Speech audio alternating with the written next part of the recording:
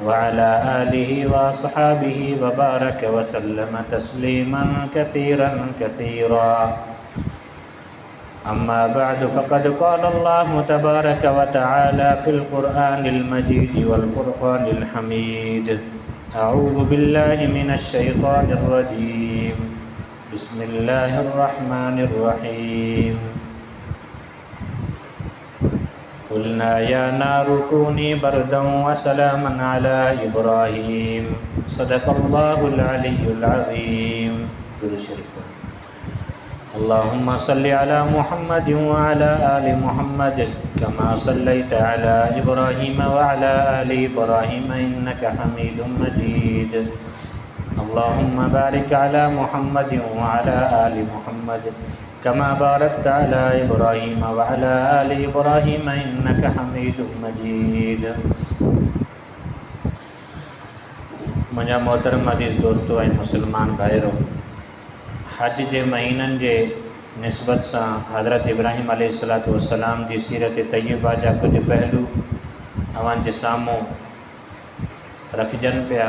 गुज़िरियल जुमे अव्हांजे साम्हूं हज़रत इब्राहीम अलैहिस्सलातु वस्सलाम जी तौहीदी ज़िंदगी ऐं उन तौहीदी ज़िंदगी तबलीगी ज़िंदगी जे अंदरि उन जे मथां ॿ वॾा इम्तिहान आया, उन्हनि जो ज़िक्र थियो। हिकु त हज़रत इब्राहीम अलैहिस्सलातु वस्सलाम जे लाइ सभ खां वॾो इम्तिहान इहो हो त पंहिंजे पीउ खां जुदा थियणो हो, अलॻि थियणो हो इन तबलीग जे करे। ॿियो इम्तिहान अल्लाह तबारक व तआला हज़रत इब्राहीम अलैहिस्सलातु वस्सलाम खां इहो वरितो त हुन बुतखाने में वञी करे बुत तोड़िया।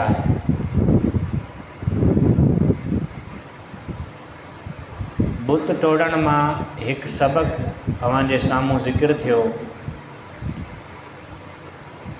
त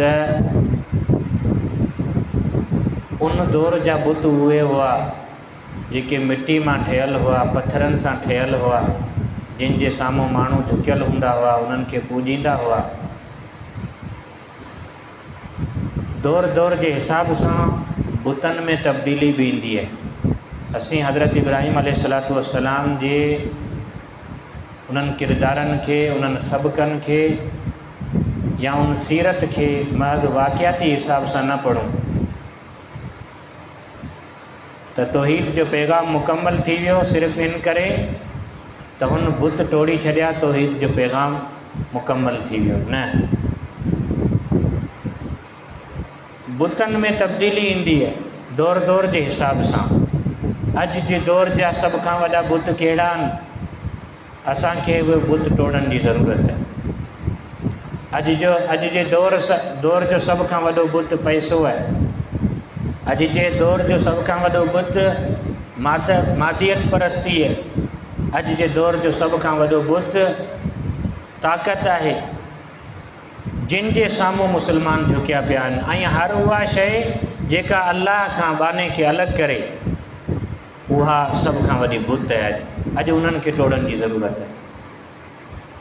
अल्लाह मां उमेदूं लाही करे कंहिं इंसान जे अंदरि असीं उमेदूं रखूं था त हीउ इंसानु असांजो कमु कंदो, हीउ इंसानु जेको आहे असांजे लाइ अव्वल ऐं आख़िर आहे। अल्लाह जी हाज़िरी खां वधीक उन इंसान जी हाज़िरी भरी थी वञे। कारोबार में एतिरा त लॻी पिया आहियूं, अंधाधुंध पैसो एतिरो त कमाइणु शुरू कयो आहे, हलाल ऐं हराम जी तमीज़ ख़तमु थी वई आहे। इहो पैसो बि बुत आहे। उहो गुरूर, उहो ताक़त, उहो नशो, उहा दौलत जेका तव्हांखे पंहिंजे रब जे साम्हूं झुकाए नथी, सजदनि खां गाफ़िल करे थी, निमाज़नि खां गाफ़िल करे थी, अल्लाह ऐं उनजे रसूल जे अहकामनि खां गाफ़िल करे थी, त उहा ताक़त बि हिकु क़िस्म जो बुत आहे जंहिंखे तोड़ण जी ज़रूरत आहे। उन बुत खे तोड़ण जे लाइ असीं पाण इब्राहिम थियूं। उहो राज, उहा बिरादरी, उहो ख़ानदान जंहिंजे डप में, जंहिंजे रोब में, जंहिंखां डप खाईंदे असीं इहो सम्झूं त जेकॾहिं असां हीअ सुनत ज़िंदा करी छॾी त पाड़े वारा नाराज़ थींदा, ख़ानदान नाराज़ थींदो, हीअं थी वेंदो, हू थी वेंदो। मतिलबु जंहिं शइ जो तव्हांखे ख़ौफ़ आहे उहो ई तव्हांजे लाइ बुत आहे। उन बुत खे तोड़ण जे लाइ तव्हांखे सुनतनि खे ज़िंदा करिणो आहे। उते तौहीद जो पैगाम ॿुधाइणो आहे। हज़रत इब्राहिम अलैहिस्सलाम जी सुन्नत महज़ उन बुतखाने जे अंदरि नथी फिरे। हज़रत इब्राहिम जी तौहीदी सुन्नत असांखे क़दम क़दम ते दावत ॾिए थी त तव्हांखे फलाणी जॻह ते तव्हांजे साम्हूं हिकु बुत पियो आहे, तव्हांखे टोड़णो आहे। किथे ताक़त जो बुत, किथे गुरूर जो बुत, किथे नशे जो बुत। हर उहा शइ जेका असांखे पंहिंजे रब खां अलॻि करे थी ऐं रब खां वधीक असीं उन शइ खे तरजीह ॾियूं था, उहा असांजे लाइ दर हक़ीक़त बुत आहे। पोइ चाहे सीने में वेठल हुजे या असांजे साम्हूं मैदान ते हुजे, उहे सभु बुत टोड़ण जी ज़रूरत आहे असांखे। त पहिरियों सबक़ु असांखे हज़रत इब्राहिम अलैहिस्सलाम जी सीरत मां इहो मिलियो। टियों इम्तिहान जेको अल्लाह ताला हज़रत इब्राहिम अलैहिस्सलाम खां वरितो उहो इहो हो त हज़रत इब्राहिम अलैहिस्सलाम खे इन तौहीद जे पैगाम जे नतीजे में, इन बुत टोड़ण जे नतीजे में हिकु क़ीमत चुकाइणी हुई। क़ीमत इहा हुई त इन्हनि बुतनि खे टोड़ण जे नतीजे में जेका सज़ा अचे उनखे क़बूल करणो। जॾहिं मुजावर पूरी क़ौम जा माण्हू आम आवाम ऐं ख़वास हज़रत इब्राहिम अलैहिस्सलाम खे घुराई करे हज़रत खां सवाल कनि पिया त छा तो कमु कयो आहे। हज़रत इब्राहिम अलैहिस्सलाम उन्हनि खे मुनासिब अंदाज़ में जेको तौहीद जो पैगाम उहो ॾेई छॾियो। उनखां पोइ उन्हनि जे लाइ सभ खां वॾी शर्मिंदगी जी ॻाल्हि इहा हुई, शर्म जी ॻाल्हि इहा हुई जो उन्हनि उन वक़्तु इहो सोचियो बि हूंदो त असांजा हेॾा वॾा बुत जेके हज़रत इब्राहिम अलैहिस्सलाम अकेले खे कुझु बि कोन करे सघिया, असांजे लाइ छा कंदा। हू पंहिंजे पाण खे कोन बचाए सघिया, पंहिंजे पाण खे कोन बचाए सघिया, असांखे छा बचाईंदा। इन्हनि जे लाइ सभ खां वॾी शर्मिंदगी जी ॻाल्हि इहा हुई। ऐं उनखां वधीक हज़रत इब्राहिम अलैहिस्सलाम उन्हनि जे ज़मीर ते जेके धक हयां, जेके चोटूं हयूं, उन्हनि उनखे वधीक शर्मिंदा करे छॾियो। बिलाख़िर इहा ॻाल्हि उन वक़्त जे बादशाह खे बि पहुती, निमरूद खे।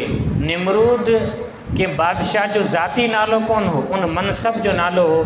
जीअं पाकिस्तान में अॼु मनसब आहे सदर या वज़ीर आज़म, जेको सभ खां वॾो बाइख्तियार मनसब हुजे थो, उन वक़्तु उन दौर में इराक़ में सभ खां वॾे मनसब जो नालो निमरूद हो।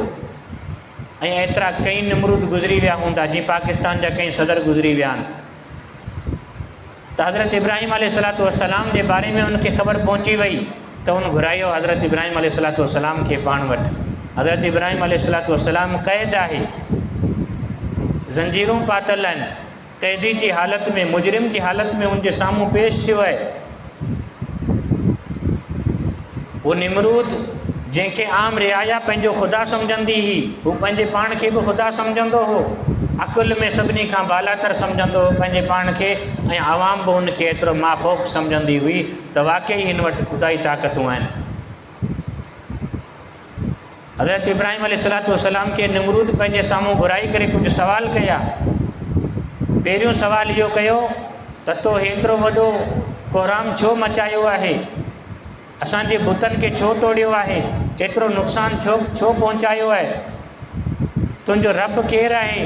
त हज़रत इब्राहिम अलैहिस्सलाम जिन फरमायो त मुंहिंजो रब उहो ई आहे जंहिं मूंखे ज़िंदा कयो ऐं हिन काइनात खे पैदा कयो ऐं मूंखे मारींदो ऐं हिन काइनात खे मारींदो।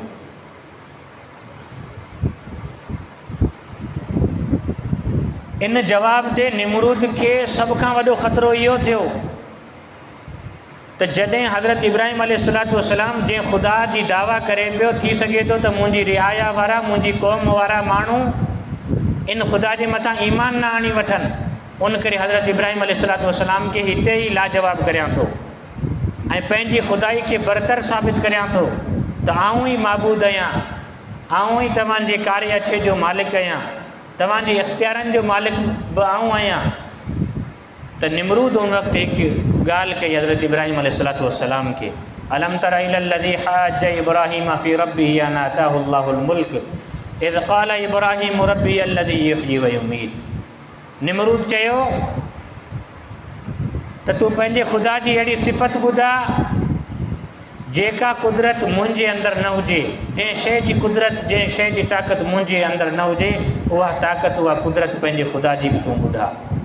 हज़रत इब्राहिम अलैहिस्सलाम जिन फरमायो त मुंहिंजो ख़ुदा उहो आहे रब्बी अल्लज़ी युहयी व युमीत, जेको ज़िंदा बि करे थो ऐं मारे बि थो। त निमरूद चयो आम रियाया जा माण्हू तालीम याफ़्ता कोन हुआ, शरीयत खां वाक़िफ़ कोन हुआ, ख़ुदा जो तारुफ़ उन्हनि जे साम्हूं कॾहिं कोन थियो हो। एतिरा बेवकूफ़ माण्हू जेके निमरूद खे पंहिंजो ख़ुदा सम्झो वेठा हुआ, उन्हनि जी जहालत जो अंदाज़ो तव्हां केतिरो लॻाए सघो था, केॾा वॾा हू जाहिल हूंदा। त हज़रत इब्राहिम अलैहिस्सलाम जिन फरमायो त मुंहिंजो ख़ुदा उहो आहे जेको ज़िंदा करे थो ऐं मारे थो। त निमरूद चयो त इहा ताक़त मूं वटि बि आहे, इहा कुदरत, इहो इख़्तियार मूं वटि बि आहे। चई कीअं? त चई हींअर आऊं तोखे त सभिनी जे साम्हूं करे ॾेखारियां थो। जलाद खे चई त हिकु अहिड़ो माण्हू जंहिंजे मथां फांसी लाज़िम थी चुकी आहे, सुभाणे या अॼु उनखे फांसी अचणी आहे, उहो मुंहिंजे साम्हूं वठी अचु। उन माण्हू खे चई त तूं बिल्कुलु आज़ादु आहीं। चई ॾिस थोरी देरि में हू मरण वारो हो, हिनखे मूं नई ज़िंदगी बख़्शी छॾी, मूं हिनखे सम्झ त ज़िंदा करे छॾियो। हीउ मोल हो, सम्झ अहसास जे हिसाब सां मोल हो।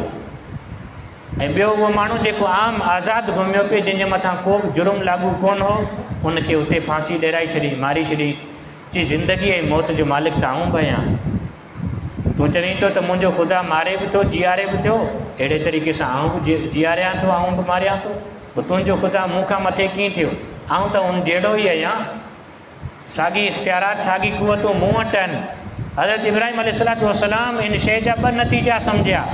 हज़रत इब्राहिम अलैहिस्सलाम जिन फरमायो, सम्झियो दिलि जे अंदरि त हीउ इंतिहा दर्जे जो बेवकूफ़ आहे, जंहिंखे मौत ऐं हयात जी हक़ीक़त जी ख़बर कोन्हे त मौत छा खे चइबो आहे, हयात छा खे चइबो आहे। मौत चइबो आहे कंहिं इंसान जे जिस्म मां रूह कढी पंहिंजे कब्ज़े में आणी छॾणु, ऐं उन कब्ज़े में रूह आणण खां पोइ वरी उनखे वापसी ॾियणु, वरी उनखे ज़िंदा करणु, इनखे चइबो आहे मौत।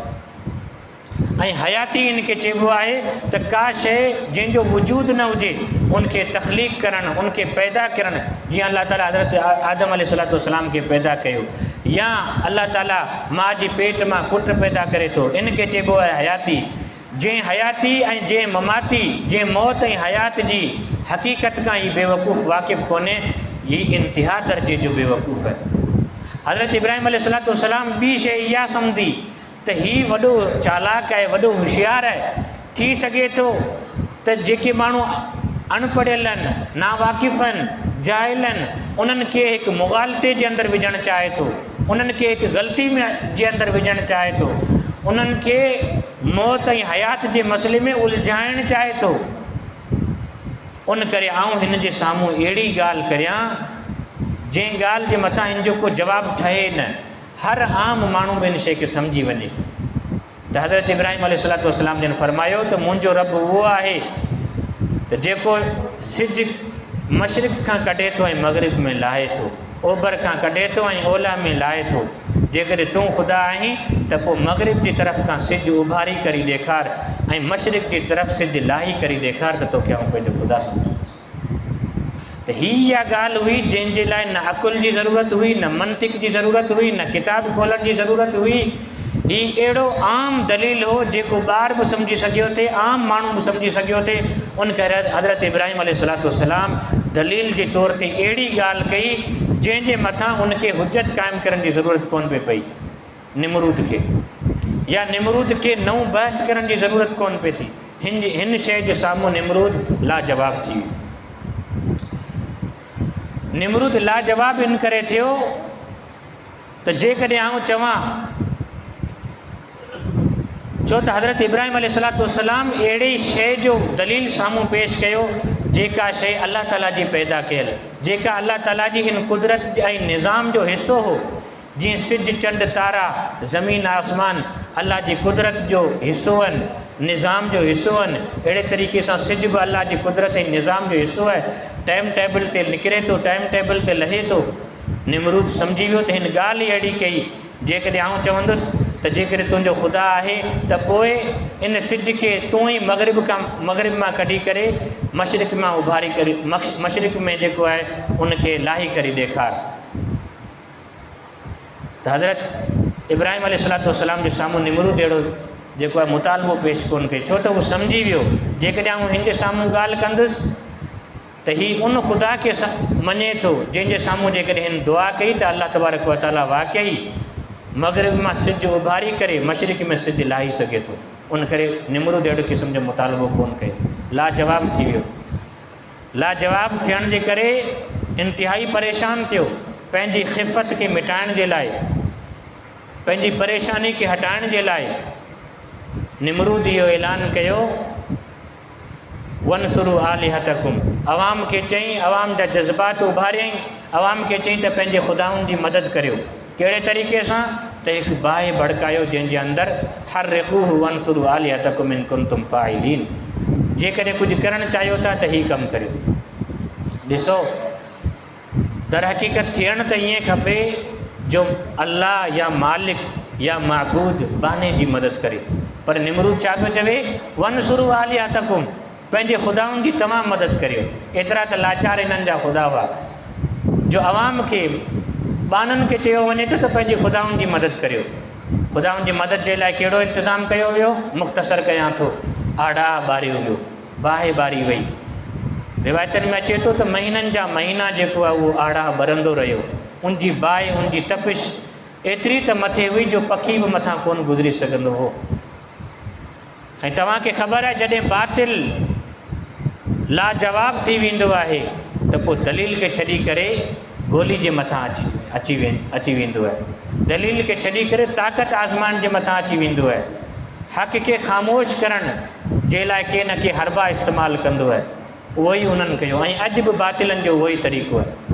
त हज़रत इब्राहिम अलैहिस्सलाम जे लाइ एॾो वॾो मेलनि जे अंदरि आड़ा ॿारियो पियो वञे, जंहिंजी लंबाई केॾी डिघी ऐं उनजी चौड़ाई केॾी डिघी जो वेझो इंसान बि न गुज़री सघे, जानवर बि न गुज़री सघे, वण टिण ॿूटो बि जेको आहे वेझो को हुजे उहो सड़ी वञे। एतिरो आड़ा ॿारियो वियो हज़रत इब्राहिम अलैहिस्सलाम खे ॿारण जे लाइ, साड़ण जे लाइ। तव्हांखे करिणो छा आहे? हिकु इंसान खे साड़णो आहे जेको 6 फुट जो आहे। उनखे साड़ण जे लाइ हिकिड़ी तीली काफ़ी आहे। तव्हां एॾो आड़ा ॿारी छॾियो आहे। बसि इहो त उन्हनि जे दिलि जे अंदरि जेको गुस्सो हो, जेका कावड़ हुई, उनजो इज़हार इन्हनि इन नमूने सां कयो पियो। आख़िरकार हिकु गोफण जे अंदरि हज़रत इब्राहिम अलैहिस्सलाम खे विझी करे कई माण्हुनि जेको आहे हलाई हलाई करे उन बाहि जे अंदरि उछलायो आहे ऐं हज़रत इब्राहिम अलैहिस्सलाम उन आड़ा जे विच में वञी करे किरियो आहे। ऐं अल्लाह तबारक व तआला जे लाइ हज़रत इब्राहिम अलैहिस्सलाम एतिरी क़ुर्बानी ॾिनी, इम्तिहान पास कयो, हर तरह जे ख़ौफ़ ऐं ख़तरे खां पंहिंजे पाण खे बालातर सम्झी करे अल्लाह जे मथां एतमाद कयो, अल्लाह जे मथां यकीन कयो। जेको शख़्स अल्लाह जे मथां यकीन करे थो, अल्लाह जे मथां अखियूं पूरी एतमाद करे थो, त अल्लाह तबारक व तआला पंहिंजी मदद ऐं नुसरत जा दरवाज़ा खोले थो। अहिड़े ई तरीक़े सां खोले थो जहिड़े तरीक़े सां हज़रत इब्राहिम अलैहिस्सलाम जे लाइ खोलिया हुआ। हज़रत इब्राहिम अलैहिस्सलाम जे लाइ अल्लाह तबारक व तआला मदद इन तरह खोली त क़ुलना या नारु कूनी बरदम व सलामन अला इब्राहिम। पूरी क़ौम ॾिसे पई त इब्राहिम अलैहिस्सलाम बाहि जे विच में वेठो आहे। बादशाह निमरूद पंहिंजे महल जे दरी मां ॾिसे पियो त हज़रत इब्राहिम अलैहिस्सलाम आड़ा जे विच में वेठो आहे। ऐं इन जे अंदरि रिवायतनि में अचे थो त कई शयूं आयूं जेके हज़रत इब्राहिम अलैहिस्सलाम जी मदद जे लाइ। जिब्राइल अमीन बि आयो, उन चई त कुझु मदद करियां। हज़रत इब्राहिम अलैहिस्सलाम ते फरमायो, न, मूंखे बसि मुंहिंजे लाइ अल्लाह ई काफ़ी आहे। हस्बी अल्लाह व निअमल वकील। हर दुनिया जी हर मख़लूक आई हज़रत इब्राहिम अलैहिस्सलाम जे साम्हूं त का हेल्प खपे, का मदद खपे, असांखे हुकुम करियो। हज़रत इब्राहिम अलैहिस्सलाम फरमायो, न, मुंहिंजे लाइ अल्लाह ई काफ़ी आहे। एतिरो ईमान हो हज़रत इब्राहिम अलैहिस्सलाम जो। बेख़तर कूद पड़ा आतशे निमरूद में इश्क, अकुल है महब तमाशा लबे बाम अबी। अकुल त चयो पियो त बाहि आहे साड़ी छॾींदी, पर इश्क चयो पिए त तूं जंहिंजे लाइ टिपो ॾेई पियो, जंहिंजे लाइ किरी पियो, उहा ताक़त इन बाहि खां मथे आहे। हिन बाहि खे उन ई पैदा कयो आहे, हिन बाहि जे अंदरि साड़नि जी ताक़त बि उन ई विधी आहे। तूं बसि भरोसो कर, इंशाअल्लाह फतह ऐं नुसरत अचण वारी आहे। वाक़ई इश्क जेको आहे उहो बाहि जे अंदरि किरी वियो ऐं उनखां पोइ अल्लाह तबारक व तआला मदद कई। या नारु कूनी बरदम व सलामन अला इब्राहिम, थधी थी वञ वरी बि थी सघे थो त बर्फ़ न थी वञे अलाह जे हुकुम जे करे, सख़्तु हुकुम हो अलाह ताला जो, फ़ौरन बर्फ़ न थी वञे। अलाह ताला फरमायो सलामती वारी थी वञे, न एतिरी थधी जो इंसान खे सी लॻे, न एतिरी गरम जो तपिश महसूसु थिए, सलामती वारी थी वञे। गर्मी जे अंदरि जेको AC जो मज़ो हुजे थो उहो हिन खे ॾे हज़रत इब्राहिम अलैहिस्सलाम। ऐं हज़रत इब्राहिम अलैहिस्सलाम खां पुछा कई वई त तुंहिंजी ज़िंदगी जा बहितरीनु ॾींहं कहिड़ा गुज़रिया आहिनि? हज़रत इब्राहिम अलैहिस्सलाम जन फरमायो त मुंहिंजी ज़िंदगी जा बहितरीनु ऐं ख़ूबसूरत ॾींहं उहे ई गुज़रिया आहिनि जेको मूं अलाह कारण आतिश निमरूद जे अंदरि गुज़ारिया हुआ। इहो हज़रत इब्राहिम अलैहिस्सलाम इम्तिहान पास कयो। यादि रखो हज़रत इब्राहिम अलैहिस्सलाम जी सीरत खे जॾहिं असीं पढ़ूं त इन अंदाज़ सां पढ़ूं, ॿुधूं त इन अंदाज़ सां ॿुधूं, सम्झूं त इन अंदाज़ सां सम्झूं त तौहीद जो मुबल्लिग, तौहीद जो मुवाहिद महज़ हज़रत इब्राहिम अलैहिस्सलाम जी सूरत में हिकु इंसान कोन हो। हज़रत इब्राहिम अलैहिस्सलाम तौहीद जो इस्तिआरो आहे, मुबल्लिग आहे, मुवाहिद आहे। इहो तौहीद जो पैगाम, इन तौहीद जो पैगाम ॾियण वारा क़यामत जे सुबुह ताईं रहंदा इब्राहिम जी सूरत में। ऐं तौहीद जे नूर खे उंझाइण वारा, तौहीद खे ख़तमु करण जी कोशिशि करण वारो सिर्फ़ु निमरूद हिकिड़ो कोन हो। कई निमरूद पैदा थींदा जिन जी इहा कोशिशि हूंदी त कहिड़ी तरह अलाह ताला जी इबादत खे रोकी वञे, कहिड़ी तरह बुतनि जी पूॼा जारी रहे, कहिड़ी तरह हक़ जो नूर विसाई छॾिजे। त हज़रत इब्राहिम अलैहिस्सलाम जी सूरत में हक़ ऐं निमरूद जी सूरत में बातिल क़यामत जे सुबुह ताईं रहंदो। ऐं बातिल हमेशह काठियुनि वारी बाहि कोन थो ॿारे। कंहिं दौर में इन बातिल, कंहिं दौर में इन निमरूद काठियुनि वारी बाहि ॿारी हुई। हक़ वारनि खे साड़नि जे लाइ, हक़ वारनि खे तकलीफ़ ॾियण जे लाइ, हक़ वारनि खे ईज़ाइण जे लाइ हमेशह बाहि जेका आहे काठियुनि सां कोन ॿरी आहे। हिन दौर में जेकॾहिं असीं उहा बाहि कंहिं सूरत में ॾिसूं, बाहि जूं मुख़्तलिफ़ सूरतूं आहिनि। मदरसनि खां, मस्जिदनि खां, उलमा खां मुतनफ़िर करण जे लाइ सोशल मीडिया जी ताक़त बि निमरूद जी तरफ़ां हिकु बाहि आहे, जेका मदरसनि जो, मस्जिदनि जो, उलमा ऐं सुलहा जो इमेज ख़राबु करण जे लाइ, अवाम जी नज़र में उन्हनि खे मुतनफ़िर करण जे लाइ, उन्हनि जो ग़लति चहिरो पेश करण जे लाइ सोशल मीडिया जी बाहि ॿरी पई आहे। तव्हांजी मर्ज़ी आहे, जेकॾहिं तमाशाई बि करे थी करे ॾिसणो हुजे त ॾिसो, ऐं जेकॾहिं क़ुर्बानी ॾियणी हुजे त अंदरि कुॾी पओ।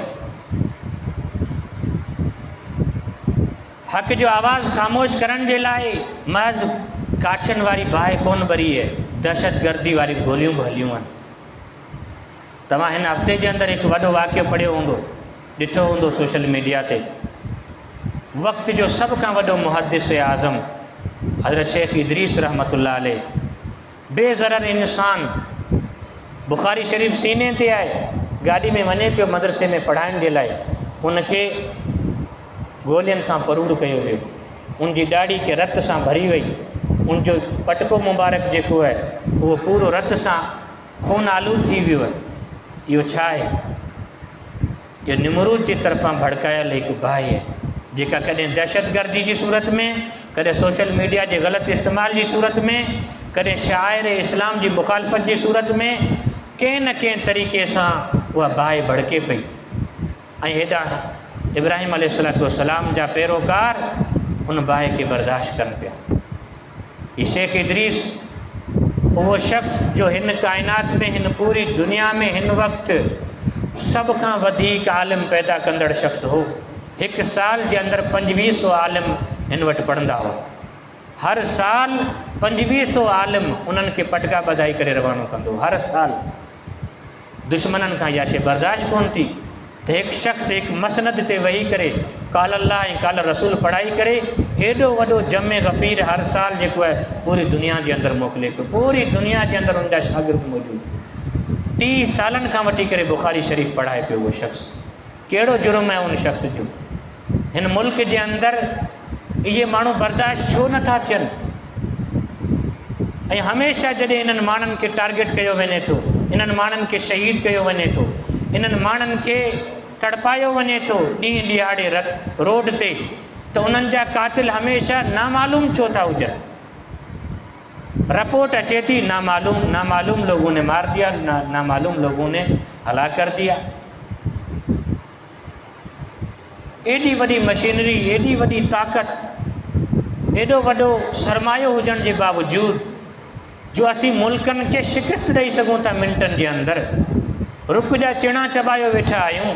असांजी एतिरी फ़ौजी सलाहियत मौजूदु आहे, इंटेलिजेंस इदारा मौजूदु आहिनि, जो तव्हां का बि ग़लति ॻाल्हि लिखो इदारनि जे ख़िलाफ़ु थोरा घणी, जल्दी तव्हां नोट में अची था वञो, तव्हां खमिजी बि वञो था ऐं तव्हांखे बिल्कुलु ख़तमु बि कयो वञे थो हिकु मिंट जे अंदरि। हिकु ॾींहं जे अंदरि शाम जो तव्हां पंहिंजे घर नथा मोटी सघो।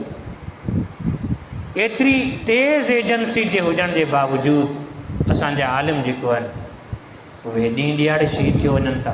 हज़रत मुफ़्ती निज़ामुद्दीन शामती रहमतुल्लाह अलैह बिनूरी टाउन में बुख़ारी पढ़णु वञे पियो, सीने ते किताबु आहे, उनखे बि गोली सां छलनी कयो वियो। हज़रत समीउल हक़ शहीद ऐं एतिरा कई आलिम, डिघी फ़हिरिस्त आहे उन्हनि उलमा जी, ऐं राति बि हिकु आलिम शहीद थी वियो। हिन मुल्क जे अंदरि कंहिं बि आलिम जो अञा ताईं असुल कातिल गिरफ़्तार कोन थी सघियो। ऐं काइनात जो बदतरीन शख़्स उहो आहे, काइनात जो बदतरीन शख़्स उहो आहे जंहिंजे हथां नबी क़तल थिए या नबी जे हथां उहो क़तल थिए, उहो काइनात जो बदतरीन शख़्स आहे। ऐं नबियनि खां पोइ हिन वक़्तु काइनात जो बदतरीन शख़्स उहो आहे जंहिंजे हथां नबी जा वारिस क़तल थियनि या नबी जे वारसनि जे हथां उहे क़तल थियनि। एतिरा मतिलबु छा कयो हुन हज़रत शेख इदरीस? सिर्फ़ु इहा ॻाल्हि कई त पाकिस्तान जेको आहे पूरे मुल्क जे अंदरि पंहिंजो बहितरीनु किरदारु अदा करे पियो अमन जे लाइ। पाकिस्तान जे हक़ जे अंदरि ॻाल्हि करणु, जनरल आसिम मुनीर साहिब जे हक़ में ॻाल्हि करणु एतिरो जुर्म थी वियो जो उनखे ॾींहुं ॾियारे शहीद कयो वियो। जिन ताक़तनि, यानी उहे माण्हू जेके पाकिस्तान खे हिकु मिंट जे लाइ बर्दाश्त नथा कनि, उहे माण्हू जिन खां आसिम मुनीर साहिब जी जेका आहे उहा तारीफ़ बर्दाश्त नथी थिए, उहे माण्हू जिन खां पाकिस्तान जो को सुठो कमु बर्दाश्त नथो थिए जेको मुज़ाकरात जी सूरत में हींअर थियो, उन्हनि माण्हुनि ई हज़रत खे शहीद कयो, हज़रत इदरीस साहिब खे उन्हनि माण्हुनि शहीद कयो। हक़ त इहो थियो पिए त पाकिस्तान जा तमामु इदारा हज़रत इदरीस साहिब जे जेको आहे कातिल जे ख़िलाफ़ु लॻी पवनि राति ॾींहुं हिकु करे, पर को बि अञा ताईं पेशरफ़्त कोन थी आहे। मतिलबु एतिरो इन्हनि आलिमनि खे इग्नोर कयो वञे थो, एतिरो इन्हनि खे पुठिते रखियो वञे थो त पोइ असांजो उहो अंजाम न थिए जो बनी इसराइल जे माण्हुनि जो अंजाम थियो। हिकु हिकु ॾींहं जे अंदरि बनी इसराइलनि पंहिंजे नबियनि खे 70 नबियनि खे क़तल कयो। जेकॾहिं इहा रविश रही त पोइ हिन मुल्क जो अलाह ई ख़ैरु करे। कलमे जी बुनियाद ते ठहियल मुल्क जे अंदरि कलमूं पढ़ण वारा, काल अल्लाह ऐं काल रसूल जो पैगाम ॾियण वारा ऐं उलमा तयारु करण वारा, उन्हनि जी जेकॾहिं जान महफ़ूज़ न आहे त पोइ केर बि हिन दुनिया जे अंदरि या हिन मुल्क जे अंदरि महफ़ूज़ नथो रही सघे। अॼु हू रोअनि पिया, सुभाणे असां आम मुस्लमाननि जो वारो अची सघे थो। त भरपूर एहतिजाज जी ज़रूरत आहे। जंहिंखे जेतिरो मौक़ो मिले हिननि उलमा जे लाइ आवाज़ उथारे। त हज़रत इब्राहिम अलैहिस्सलाम जी सीरत जो उहो पहलू जेको इन मौज़ू सां ख़ासि ताल्लुक़ रखे थो त निमरूद हमेशह हक़ खे उंझाइणु, हक़ खे ख़तमु करण जी कोशिशि कई, पर अल्लाह तबारक व तआला जो बि हिकु पैगाम आहे, हुवल्लज़ी अरसल रसूलहु बिल हुदा व दीनिल हक़ लियुज़हिरहु अला दीनि कुल्ली। अल्लाह तबारक व तआला हिन दीन खे पंहिंजी काइनात जे अंदरि नाफ़िज़ करे रहंदो। युरीदून लियुत्फ़िउ नूरल्लाहि बिअफ़वाहिहिम, ही उंझाइणु चाहिनि था हक़ जी पैगाम खे, पर इस्लाम की फितरत में कुदरत ने लचक रखी है, ये उतना ही उभरेगा जितना भी दबा दोगे। तव्हां जेतिरो दबाइण जी कोशिशि कंदा, जेतिरो मारण जी कोशिशि कंदा, ख़तमु करण जी कोशिशि कंदा, हिकु खां हिकु इदरीस जेको आहे उहो निकिरी करे मैदान में ईंदो। उहे साॻी 2500 उलमा जंहिंखे हिकु उस्ताद पढ़ाईंदो हो, कल्ह हुनजे पीउ पढ़ायो पिए, अॼु हुनजो पुटु हुन मसनत ते वेही करे साॻियूं हदीसूं जारी आहिनि, साॻियूं लोलियूं जारी आहिनि। तव्हां इहो न सम्झो त इन्हनि शयुनि खे असीं ख़तमु करे छॾींदासीं। अल्लाह पंहिंजे पैगाम खे कॾहिं ख़तमु करणु कोन ॾींदो। पर तव्हांखे सोचण जी ज़रूरत आहे त तव्हां एतिरी वॾी बदबख़्ती पंहिंजे सिर ते कीअं था खणी सघो। तव्हां पंहिंजे पाण खे इन्हनि शख़्सनि खे क़त्ल करण खां पोइ मुस्लमान चवराइण जा लाइक़ु आहियो या न, इहो तव्हांखे सोचण जी ज़रूरत आहे। अल्लाह तबारक व तआला खां दुआ आहे त जेको चयो अमल तौफ़ीक़ अता फ़रमाए। आख़िर